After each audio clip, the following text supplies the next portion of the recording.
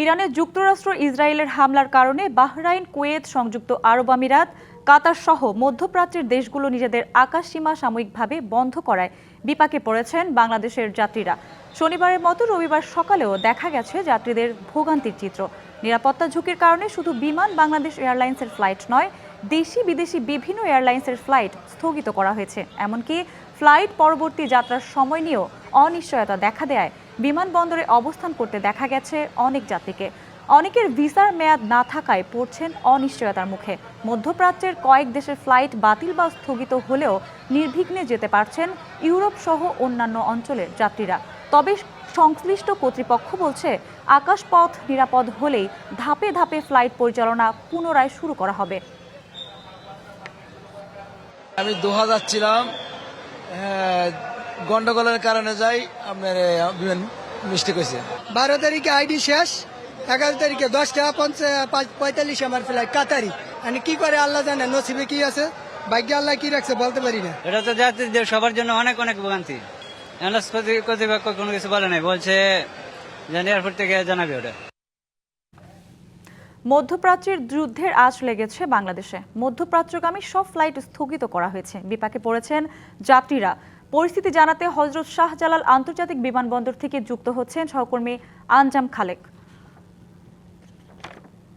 খালেক, কেমন দেখছেন এখনকার পরিস্থিতি এবং আটকে পড়া যাত্রীরা কি বলছেন?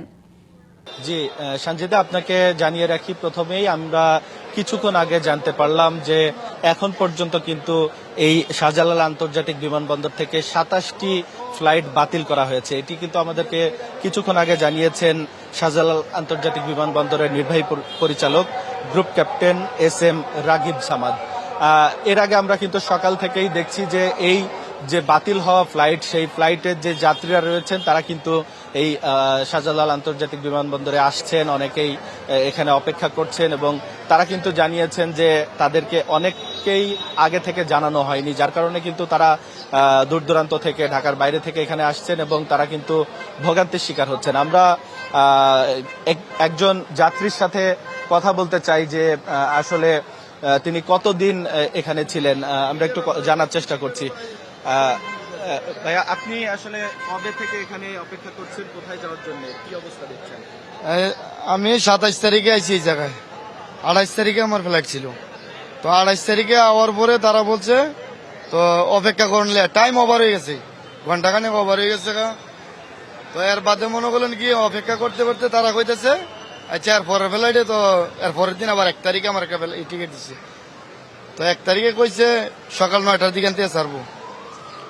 তো এর বাদে হইতে আমার যখন 1 তারিখের যে কাগজটা দিল টিকিটের 11:45, যখন ভিতরে আবার ঢুকছি, ঢুয়ার পরে বলতেছে কি বাড়িতে যাবো। তো আমি বললাম এটার কারণটা কি, আমি টাকাতে টিকিট কাটছি, আপনি কোন কারণে, এটা তো আমার যাচাই করবেন নাকি।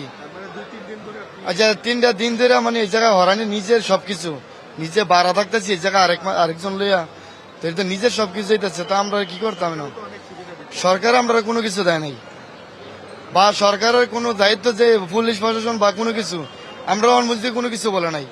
এজেন্সির মাধ্যমে কথা বলছি, বাবা এটা তোমরা গেছো, তোমরা নিজের টাকা ব্যয় করে এনে থাকতে হবে, তো এটা বলছে আমরা। শিয়া বাটার ও ভিটামিনে সমৃদ্ধ লিলি বিউটি সোপ, তারুণ্যময় উজ্জ্বল ত্বকের জন্য। ধন্যবাদ। সঞ্জিতা, শুনছিলেন যে একজন যাত্রী কিন্তু 3 দিন ধরে এখানে অপেক্ষা করছে, তিনি ওমানে যাওয়ার জন্য এখানে এসেছেন এবং এরকম কিন্তু অসংখ্য যাত্রী এখানে রয়েছে। আমি একটু দেখাতে চাই যে আমার ডান দিকে কিন্তু আসলে অনেক যাত্রী অপেক্ষা করছেন, অনেকেই ভেতরে যাচ্ছেন, যারা আসলে সৌদি আরব এবং কয়েকটি ফ্লাইট কিন্তু চালু হয়েছে রিয়াদ, সৌদি আরব সহ, সেই ফ্লাইটের যাত্রীরা কিন্তু ভেতরে ঢুকেছেন। ইতিমধ্যে আমরা দেখেছি তাদের চেক ইন চলছে। এছাড়া অনেকেই অপেক্ষা করছেন। একটি বিষয় জানিয়ে রাখতে চাই যে সরকারিভাবে কিন্তু এই যে অপেক্ষমান যাত্রী, তাদের জন্য থাকার ব্যবস্থা করা হয়েছে, বিশেষ কিছু সুবিধা দেওয়ার জন্য গতকালই কিন্তু বিমানমন্ত্রী জানিয়েছেন। তবে অনেকেই অভিযোগ করছেন যে সেই সুবিধা তারা সময় মতো পাচ্ছেন না, কারণ এখানে একটি গ্যাপ রয়েছে যে তারা যেখান থেকে টিকিট কেটেছেন সেই টিকিট বিক্রেতাদের সাথে আসলে সরকারের যে গ্যাপটা রয়েছে, সে কারণে কিন্তু অনেকেই সেই সুবিধা নিতে পারছেন না। তবে এছাড়া অনেককেই অবশ্য সুবিধা দেওয়ার কথা জানাচ্ছেন। সংশ্লিষ্টরা। আমরা বিমানবন্দর কর্তৃপক্ষের সাথে কথা বলেছি, তারা কিন্তু আমাদেরকে জানিয়েছেন যে আসলে এই নিরাপত্তার বিষয়টি বিবেচনা করে তারা ফ্লাইটগুলো বাতিল করেছে। তবে নিরাপত্তা ব্যবস্থা ঠিক হয়ে গেলে, আকাশসীমা নিরাপদ হয়ে গেলে কিন্তু এই ফ্লাইট বাতিলগুলো আবার চালু করা হবে, পুনরায় চালু করা হবে বলে জানিয়েছেন তারা আমাদেরকে। সঞ্জিদা। খালেক, ধন্যবাদ আপনাকে।